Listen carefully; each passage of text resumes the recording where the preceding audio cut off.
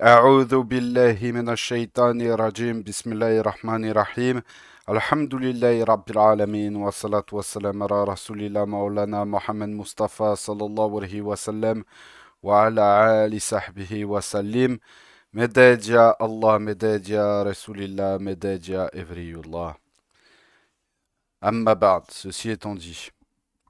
Alors, on continue notre introduction, notre présentation de de cette critique de l'orientalisme en se basant sur le livre du docteur Mustapha Sibai. On est sur les deux derniers chapitres importants de ce livre. On passera à la conclusion.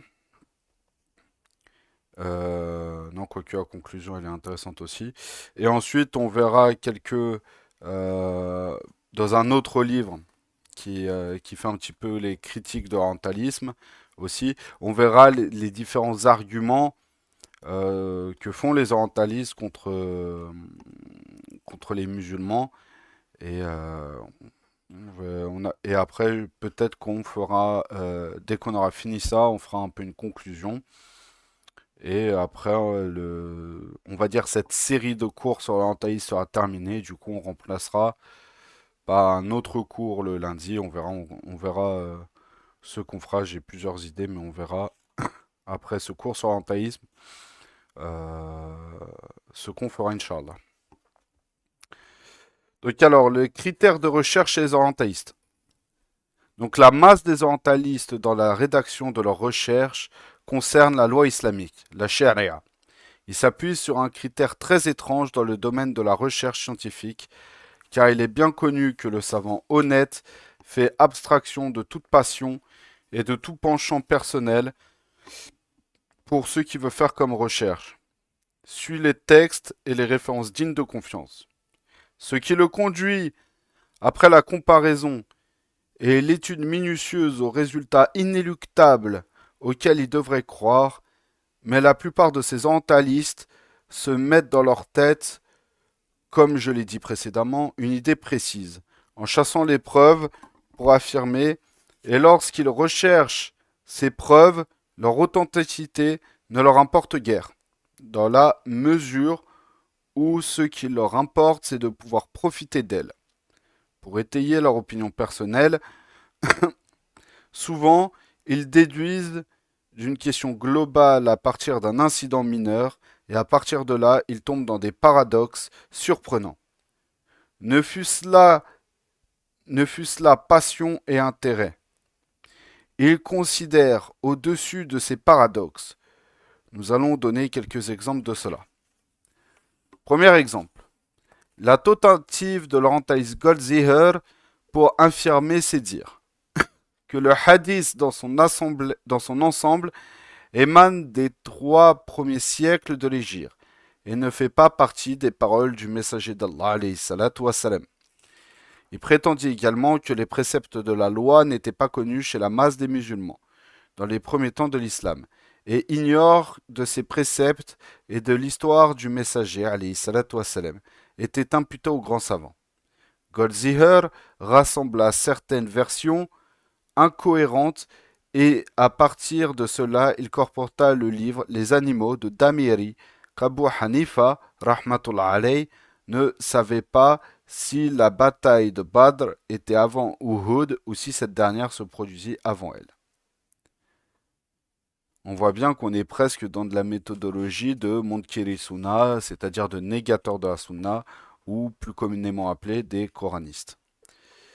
Donc il n'y a aucun doute que les moins connaisseurs de l'histoire réfuteront un tel récit, puisque Abu Hanifa, qui est l'un des imams les plus illustres qui ont parlé longuement des statuts de la guerre en islam, de sa jurisprudence, qui l'a influencé, et dans les ouvrages de ses élèves qui ont répandu sa science. Un star de Abu Yusuf et de Mohammed al-Shaybani, rahmatullah alayhim. Il est impossible raisonnablement de croire qu'il était ignorant des épisodes de la biographie du messager et de ses campagnes militaires dans lesquelles la compréhension a puisé concernant les statuts de la guerre. Il nous suffit de mentionner ici deux livres et sa jurisprudence à ce sujet, qui sont considérés parmi les écrits les plus considérables dans la législation étatique de l'islam. Donc le premier livre, le livre de la réfutation au Siyar d'Al-Awza'i. Donc les juristes ont adopté comme appellation Siyar, pluriel de Sira, à la place de Marazi. Donc les campagnes militaires du messager, alayhi salatu wassalam. Le deuxième, c'est Kitab as-Siyar al-Kabir de Mohammed, rahmatullah alayhi. Donc ici, on parle de Mohammed al-Shaybani. Livre qui fut commenté par As-Sarashi et qui fait... Ouah, c'est dur de lire As-Sarashi et qui fait partie des plus anciennes et plus importantes références de fiqh musulman concernant les relations internationales.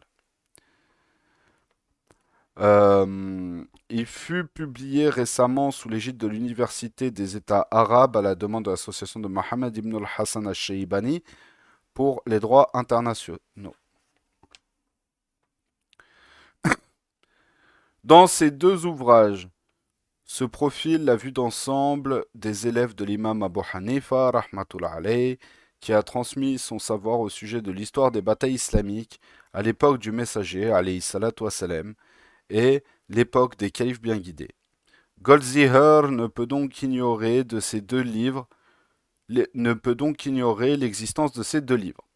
Il était en mesure, s'il voulait connaître la vérité, un tant soit peu, de savoir si Abu Hanifa était ignorant de la biographie ou la connaissait sans se référer à la version de Damiri dans son ouvrage Les animaux, alors que ce dernier n'est pas historien et que son ouvrage n'est ni un livre de jurisprudence ni d'histoire, mais qu'il a simplement rassemblé tout ce qu'il estimait utile pour citer des histoires et des anecdotes en relation avec le sujet de son livre, sans se préoccuper de leur authenticité.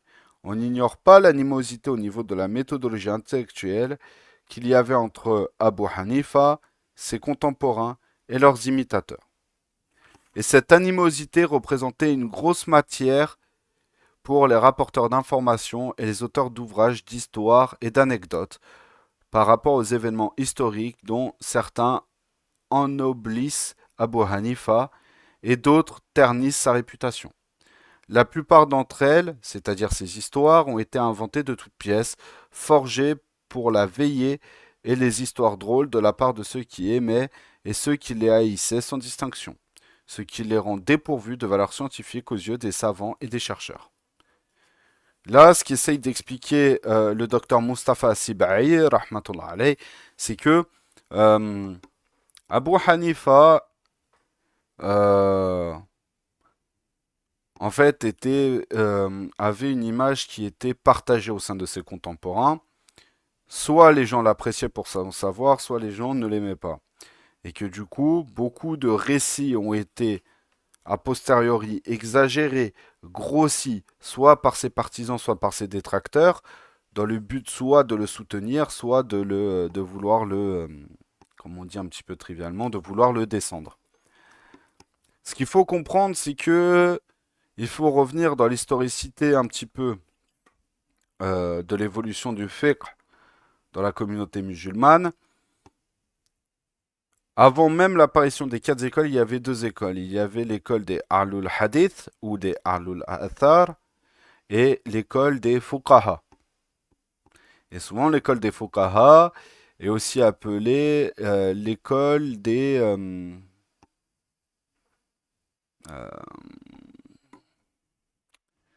de l'analogie. L'école du Qiyas, en gros, de l'analogie.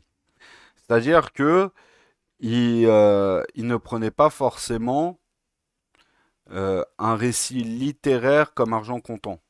Ils essayaient d'en tirer le sens pour voir comment est-ce qu'on peut découler de ce sens un enseignement qui est applicable d'un point de vue du droit, de la morale, de l'éthique, de la spiritualité, etc. C'est-à-dire à partir d'un texte, on va en découler et on va faire le qiyas pour en découler différents éléments.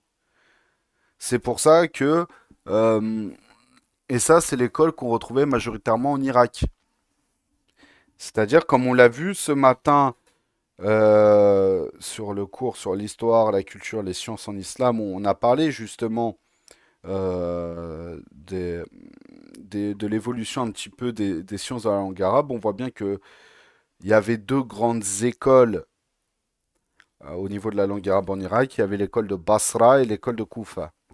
Et l'école de Basra s'inspirait beaucoup de cette méthode de l'analogie du qiyas pour justement adapter une méthode dans la langue arabe euh, qui est le plus applicable entre guillemets euh, qui est le plus applicable entre guillemets au niveau de comment je pourrais dire ça, et qui est le plus applicable en fait et généralisable au niveau de l'analyse des sciences de la langue arabe. Et cette école un petit peu analogique, etc., d'analogie dans l'analyse des sources, des sources et de la retranscription des sources, était très utilisée justement aussi à Basra dans les questions de fiqh, etc.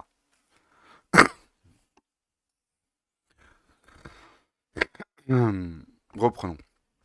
Goldziher se détourna de tout ce qui fut consigné et établi concernant l'histoire d'Abu Hanifa et s'appuyant sur une version mensongère dont même l'étudiant débutant ne peut se retenir de s'esclaffer en l'écoutant pour étayer par cela ce qu'il s'imagine, à savoir que la sunna prophétique fait partie de l'œuvre des musulmans dans les 3 premiers siècles. Un autre exemple sur cet orientaliste également est qu'il renonça à ce sur quoi sont unanimes les ouvrages de la critique et de l'éloge, et les livres d'histoire sur la probité de l'imam Mohammed ibn Muslim ibn Shihab az-Zuhri. Rahimahullah. Son scrupule et sa religion et de son scrupule et sa religion. Et prétendit qu'az-Zuhri n'était pas ainsi, mais au contraire qu'il inventait le hadith pour les Omeyyades, et que c'était lui qui forgea le hadith. Ne sanglez vos montures que pour aller à 3 mosquées. Pour Abd al-Malik ibn Marwan, son argument était que ce hadith provenait d'une version d'Az-Zuhri, mais que ce dernier était contemporain de Abd al-Malik ibn Marwan. J'ai débattu en détail de cette allégation dans mon livre La Sunna et son rang dans la loi islamique. Et donc là, c'est le docteur Mustafa al-Sibai qui parle. Les orientalistes tentent d'affirmer la supériorité arabe des Arabes conquérants sur les musulmans non arabes et leur dévalorisation. À ce sujet, l'orientaliste Brockelman déclare dans son livre Histoire des peuples musulmans: si les Arabes ont écrit sur les catégories sages non arabes, sur les catégories de sages non arabes, c'est un point de vue secondaire qu'ils ont des ouailles, à savoir un troupeau d'animaux, dont le plus réel est ra'aya, comme les nommait une grande comparaison ancienne qui était habituelle même chez les Assyriens. Cet orientaliste renonça à l'ensemble des documents historiques qui affirment l'intégrité des conquérants musulmans et leur attitude avec des personnes du peuple sans distinction entre un arabe et un autre. Et il s'est attaché au vocal ra'iya du point de vue linguistique et il en a déduit que les musulmans considéraient les non-arabes comme un troupeau de moutons.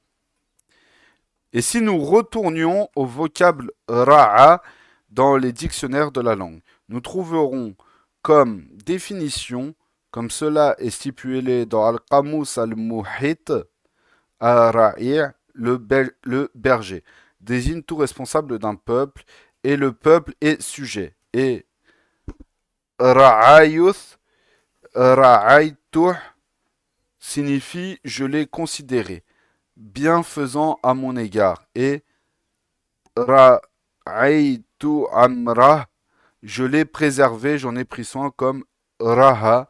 Le terme Ra'i dans la langue est attribué aux bergers d'un troupeau de moutons et aux leaders d'un peuple et leurs responsables. Et le terme Ra'iya est attribué au troupeau Ma'ashiya et il est attribué au peuple. Et parmi les sens de Ri'aya, on retrouve la protection et la bienfaisance. Lorsque l'islam l'a attribué au peuple, il ne l'a pas spécifié aux non-arabes. pour montrer qu'il les voit comme un troupeau de moutons, mais il l'a plutôt attribué de manière générale. Et les hadiths à ce sujet sont nombreux et connus, parmi lesquels cette parole du messager alayhi salatu wassalam dans le hadith authentique rapporté par le Bukhari et d'autres. Certes, vous êtes tous des bergers et vous êtes tous responsables de votre troupeau. L'émir, le gouverneur à la tête des gens, est un berger et le responsable de son troupeau. L'homme est un berger pour les membres de sa famille et est responsable d'eux. La femme est une bergère dans la demeure de son époux et de ses enfants et est responsable d'eux. L'esclave est un berger par rapport au bien de son maître et en est responsable. Certes, vous êtes tous des bergers et tous responsables de votre troupeau. Al-Hafiz ibn Hajar déclare dans le Fath al-Bari concernant l'explication de ce hadith, le berger est gardien de confiance et il est obligé de rectifier ce qui lui est confié pour le préserver. Il est donc tenu d'y être juste et de faire valoir ses droits. Il est rapporté également dans un autre hadith l'appellation Ra'iya aux musulmans. Hadith est rapporté par le Bukhari. Et d'autres, tout chef investi de l'autorité sur les musulmans et qui les a trahis, Allah lui interdira le paradis. Concernant comment donc Brockelman a pu fermer les yeux sur tout ceci et a permis à sa science de prétendre que les musulmans ont regardé les non-arabes comme un troupeau de moutons et qu'ils leur ont attribué à eux seuls le terme de Ra'iya. Il n'a aucune chaîne de garant hormis le vocable. Ra'iya est également attribué à un troupeau de moutons et ses significations linguistiques sont bien connues. Quant au fait de l'attribuer aux non-arabes, il n'a aucun support ni ambiguïté qui s'y rapportant. C'est plutôt la passion et l'intérêt qui parlent. Laurent Mayer prétendit, comme l'a cité à son sujet Margulius, que les Bédouins portaient un grand intérêt à l'apprentissage de la rhétorique et de l'éloquence. Il n'est donc pas impossible que le prophète, alayhi salatu wassalam, ait pratiqué cet art, au moins où il a excellé dans ce domaine. Ceci nous donne une illustration sur les critères de recherche de ces gens-là. La question chez lui repose sur la déduction illusoire d'une chose qui ne s'est pas produite, car ni les Arabes apprenaient la rhétorique, ni on savait que le prophète alayhi salatu wassalam pratiquait cela avant la prophétie. Et nous n'avons en notre possession aucun texte affirmant cela. Au contraire, ce qui est avéré, c'est qu'il n'est rapporté au sujet du messager ni tradition de prose ou de poésie avant la prophétie et avant que le noble Coran ne soit révélé. Un autre point qui nous révèle un troisième fondement parmi les bases de la critique et de la recherche chez les orientalistes, c'est leur intempérance à inventer des textes et des cas qu'ils étudient n'ayant comme support que l'imagination et le despotisme. Et s'ajoute à leur mauvais style le fait qu'ils s'imaginent des événements de l'Orient, des Arabes et de leurs coutumes, leur éthique, avec leur illusion et leur imagination occidentale. Au sujet de l'Orient, des Arabes et des musulmans, ils ne veulent pas admettre que chaque environnement a ses critères, ses goûts et ses coutumes. Le orientaliste français musulman Nasreddin Dineh a vu juste au sujet du style des orientalistes et de leurs critères pour juger des choses, ce qui les a conduits à se contredire clairement entre eux sur le jugement d'une seule chose. Tout cela parce qu'ils ont tenté d'analyser la biographie mohammedienne et l'histoire de l'apparition de l'islam selon la mentalité européenne, ce qui les a conduits très loin dans l'égarement, parce que ceci ne représente pas cela, et parce que la logique européenne ne peut pas produire de résultats authentiques dans l'histoire des prophètes d'Orient. Puis Dineh commença à citer des exemples sur ces contradictions et acheva sa parole en ces termes. Il nous serait trop facile de multiplier ainsi à l'infini les exemples des contradictions radicales auxquelles aboutissent des savants, lesquels prétendent écrire sur des données rigoureusement scientifiques.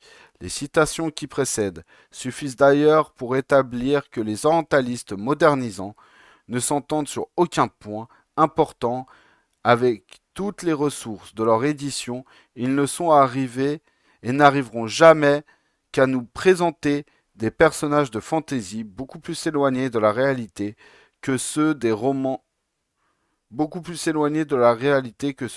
historiques d'auteurs tels que Walter Scott et Alexandre Dumas. Ces derniers, en représentant des personnages de même race qu'eux-mêmes, n'ont eu à tenir compte que de la différence des époques. Les orientalistes, en revanche, doivent avant tout combler l'abîme qui les sépare de leur mentalité occidentale de celle de leurs personnages orientaux, sous peine de faire erreur en tout point.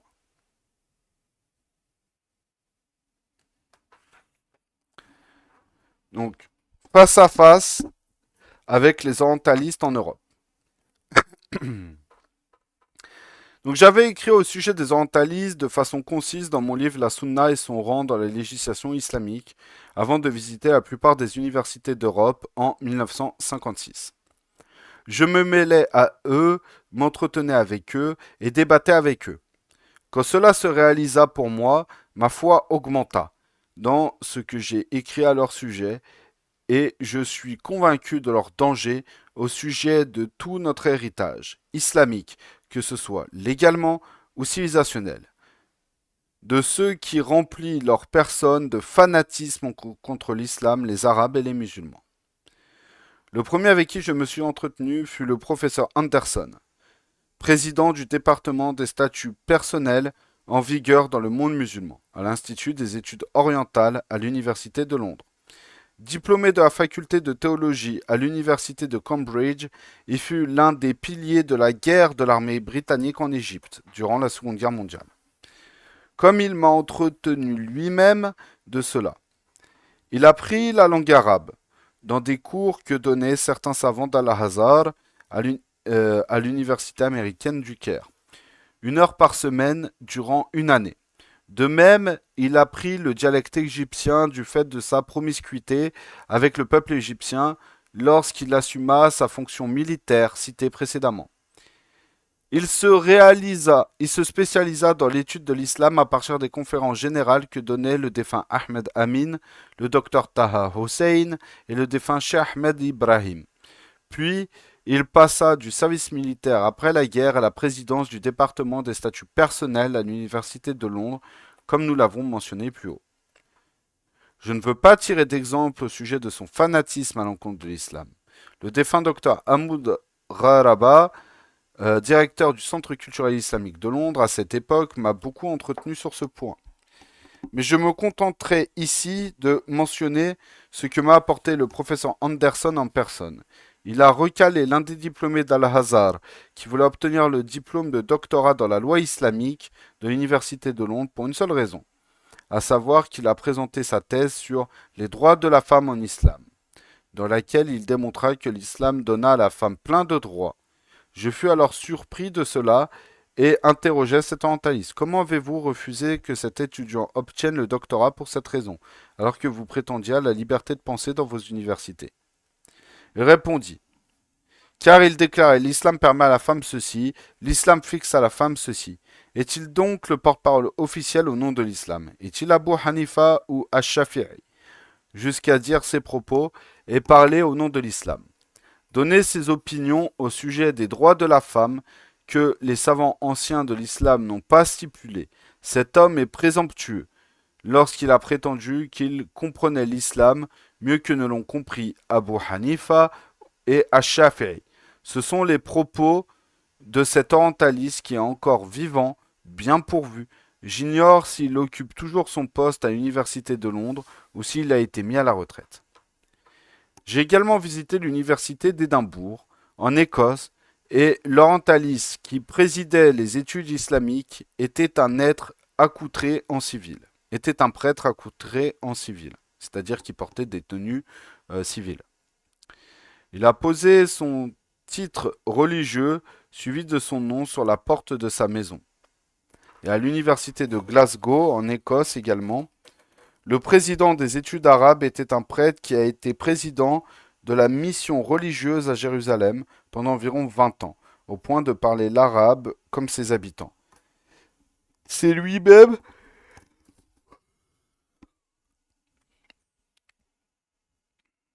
C'est lui-même qui m'a entretenu de cela lors de cette visite.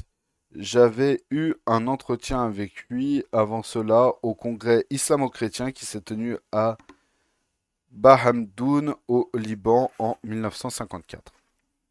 À l'université d'Oxford, nous avons constaté que le président du département des études islamiques et arabes était un juif qui parlait l'arabe avec lenteur et difficulté. Il travaillait aussi dans le service des renseignements britanniques en Libye durant la Seconde Guerre mondiale. Et là, il apprit l'arabe dialectal, puis il retourna dans son pays, l'Angleterre, pour présider ce département à l'université d'Oxford. Et parmi les choses surprenantes que j'ai vues dans la méthodologie de ses études, il enseignait aux étudiants de l'orientalisme l'exégèse de certains versets du noble Coran, extrait d'Al-Kashaf, d'Al-Zamarshari, alors qu'il n'excellait guère dans la compréhension d'une simple expression dans un journal ordinaire. Ainsi que l'étude de certains hadiths extraits d'Al-Bukhari et Muslim et certains chapitres de jurisprudence dans les ouvrages de base Hanafi et Hanbali. Je l'ai interrogé sur les références de ces études. Il m'informa alors qu'elles provenaient des ouvrages des orientalistes à l'instar de Goldziher, Margulius et Schacht.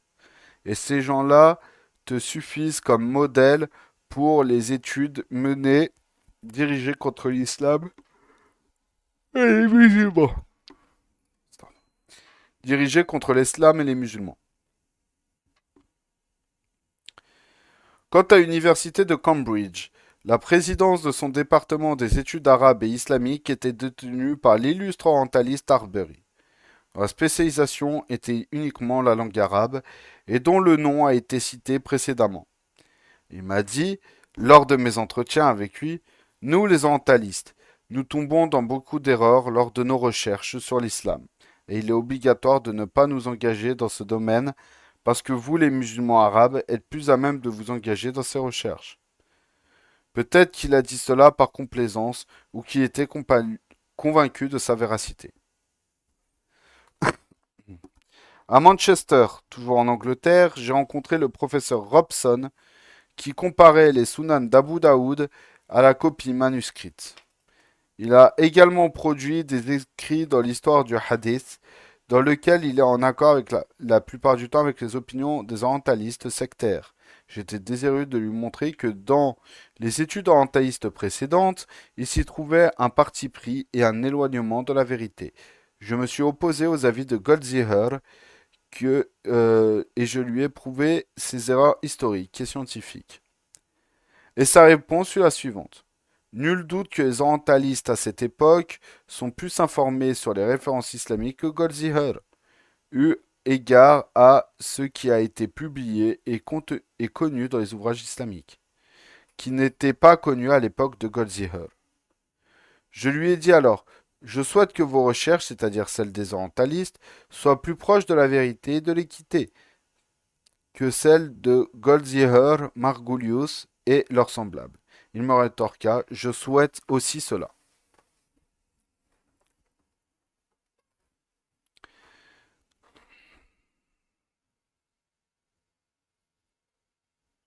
À l'université de Leiden en Hollande, j'ai rencontré l'orientaliste juif allemand Schacht. Et c'est lui qui portait à notre époque le message de Goldziher concernant la manigance contre l'islam, le complot contre lui et la déformation de ses vérités. J'ai longuement discuté avec lui sur les erreurs de Goldziher et son intention d'altérer les textes qu'il comportait de nos livres.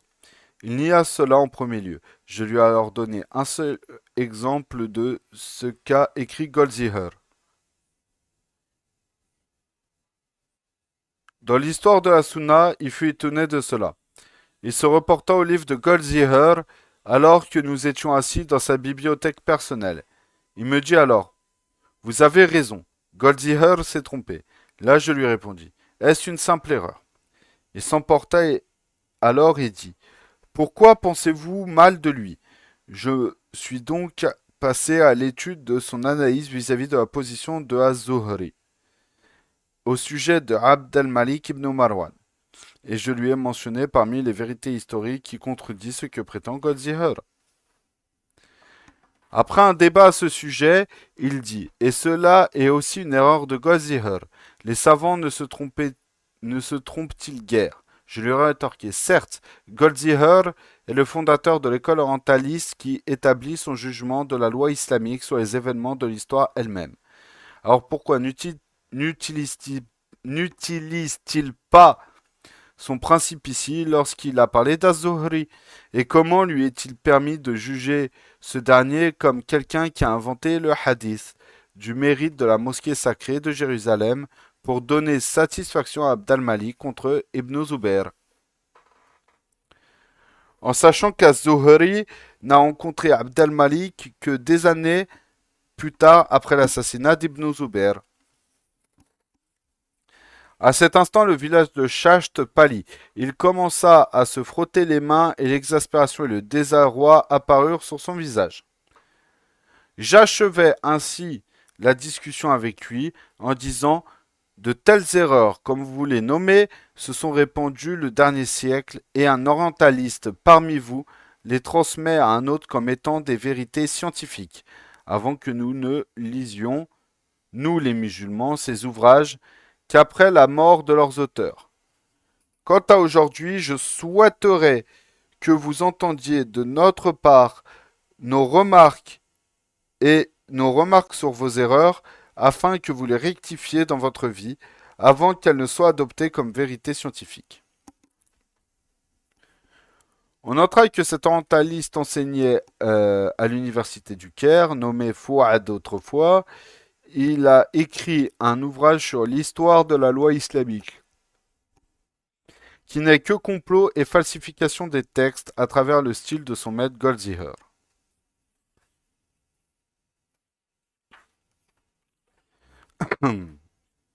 À l'université d'Uppsala en Suède, j'ai rencontré le maître orientaliste Nyberg qui avait supervisé l'édition, la critique de livre Al-Intisar, le livre du triomphe et de la réfutation d'Ibn al-Khayyat.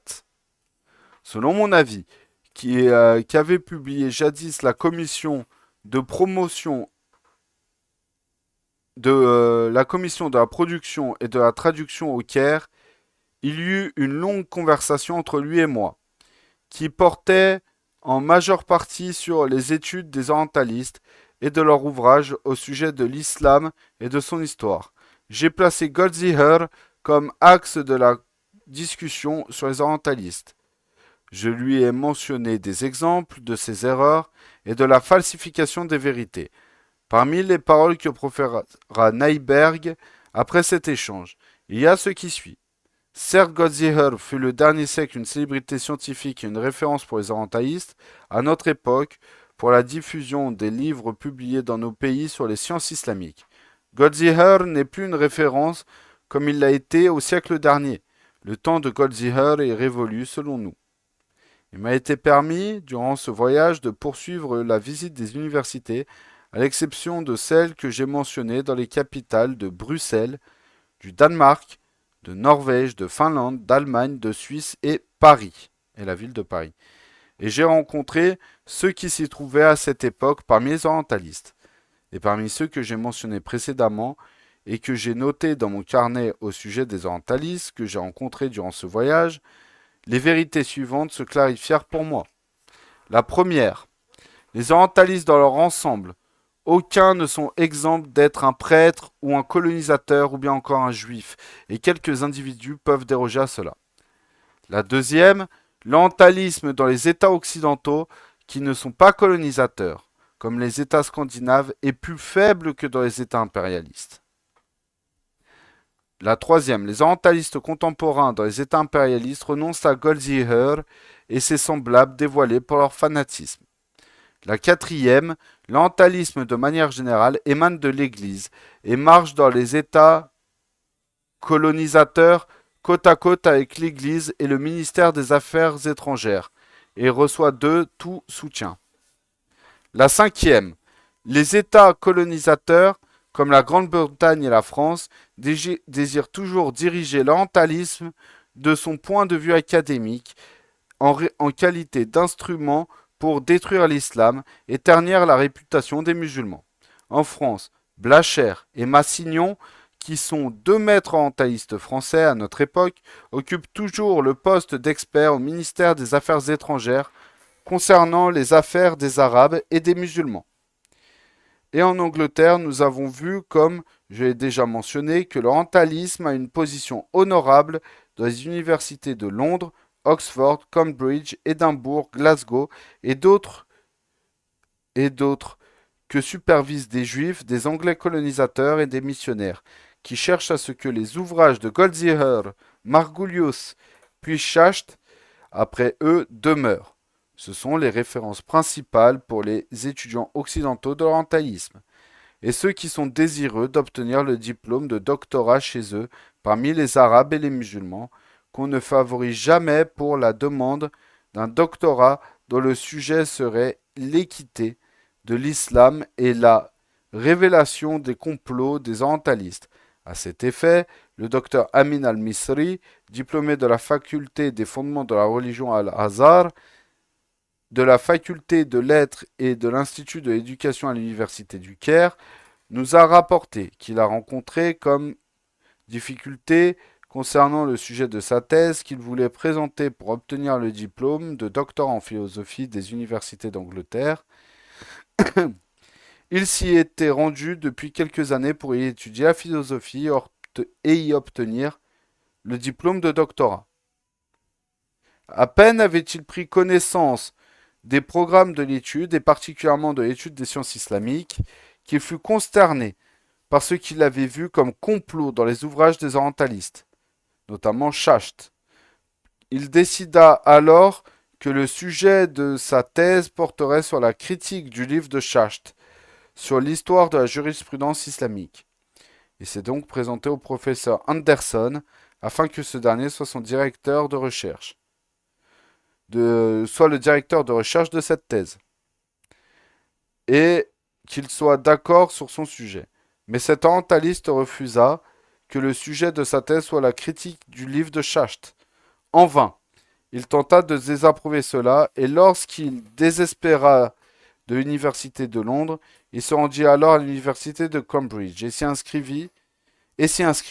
Il se présenta aux responsables des études islamiques avec le souhait que le sujet de sa thèse de doctorat soit celui que nous avons mentionné. Mais ils n'ont pas manifesté leur approbation à ce sujet. Il pensa alors qu'il était possible que leur accord ne se fasse plus tard. Mais ils lui ont dit franchement, si tu veux réussir le doctorat, évite de critiquer Schacht, car l'université ne t'autorisera pas à ça. À ce moment-là, il changea de sujet de sa thèse, qui devint les critères de la critique du hadith chez les traditionalistes. Ils approuvèrent alors et finit par obtenir son doctorat. Il est actuellement professeur à la faculté islamique à l'université de Damas.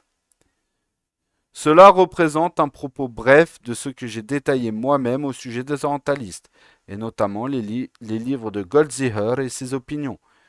J'ai consacré pour en débattre un chapitre spécifique dans mon livre La Sunna et son rang dans la loi islamique.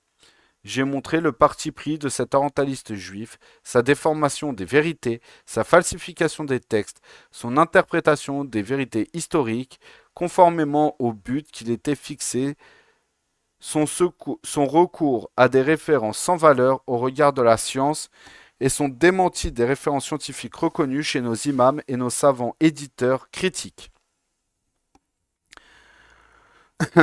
Quant aux États-Unis, l'orientalisme y représente aujourd'hui le paroxysme de l'hostilité envers l'islam et les musulmans. Et les études islamiques dans les universités sont supervisées par les pires ennemis de l'islam. Fanatiques et haineux, comme cela ressort des noms des plus dangereux orientalistes et de leur ouvrage que nous avons mentionné il y a peu.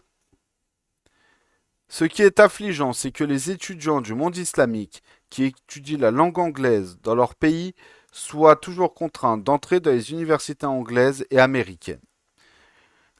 Les étudiants des études islamiques ne trouvent pas devant eux de référence pour leurs études par lesquelles ils obtiendront le doctorat, excepté des références empoisonnées alors qu'ils ne connaissent pas la langue arabe. Et on parle ici des orientalistes. Il s'est donc établi chez eux que ces machinations sont des vérités prises des livres, des juristes et des savants musulmans eux-mêmes. C'est ce qui incite nos universités arabes à réfléchir de, à l'instauration de départements pour les sections de diplômes de doctorat en langue anglaise. Et je crois que cela est de son ressort de détourner les regards de beaucoup d'étudiants du monde musulman des universités occidentales vers nos pays arabes. Nous protégerons ainsi ces derniers de l'influence des complots des orientalistes fanatiques et colonisateurs.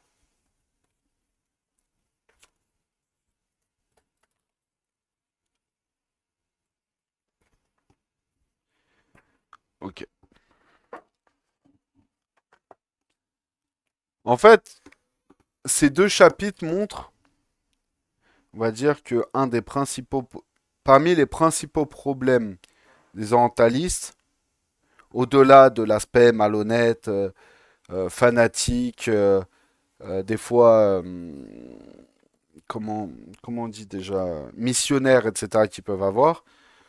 En fait, le problème qu'on va retrouver majoritairement chez beaucoup d'orientalistes,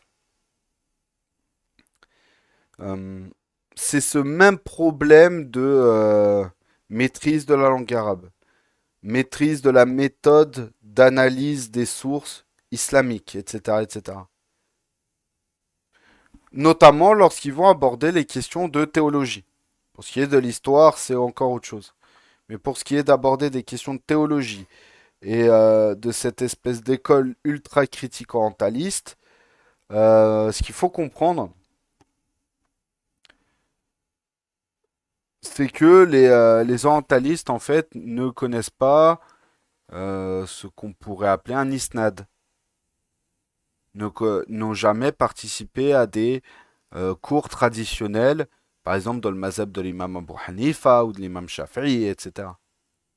Mais eux se placent en fait en parangon, donc en tête de gondole, en leader, entre guillemets, de la critique, euh, de la méthode critique en fait orientaliste vis-à-vis de l'islam et des sources musulmanes. Que ce soit le Coran, la Sunna, le droit musulman, etc. Et toutes ces problématiques-là nous amènent à, excusez-moi, à une question fondamentale. Est-ce que tout est bon à prendre chez les orientalistes? Tout dépend de quoi on parle. Il y a, on le citera au fur et à mesure des prochains cours sans entrer dans les détails, mais il y a quelques personnes qui sont soit des orientalistes, soit des gens qui ont été influencés par la période de l'orientalisme, qui sont un tant soit peu honnêtes, objectives, etc. Et ça, on le verra dans les prochains cours. Euh, Qu'Allah nous préserve d'avoir des influences extérieures qui remettent en question notre patrimoine. Parce que quand vous écoutez certains coranistes, certains critiques de la sunna, ce qu'on appelle les munkiri sunna, les négateurs de la sunna ou les coranistes, beaucoup se basent, quand on discute un peu avec eux, beaucoup se basent sur des travaux d'orientalistes pour avoir cette critique de la sunna et ce manque de respect vis-à-vis de la sunna. On voit bien que, comme on l'avait dit plus tôt pendant nos cours pour l'instant, c'est que un des buts profonds de l'orientalisme est le fait de vouloir faire apostasier les musulmans par différents moyens. Et ça, on l'a vu un petit peu tout au long de ce petit ouvrage introductif. On s'arrête là, Inch'Allah ta'ala.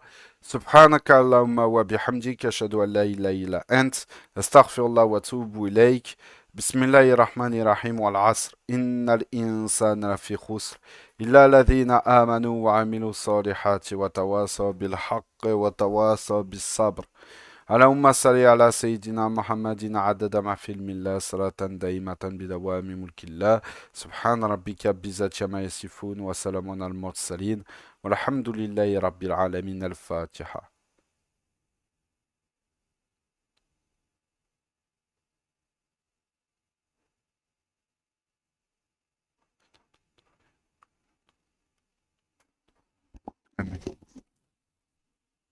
Assalamu alaikum.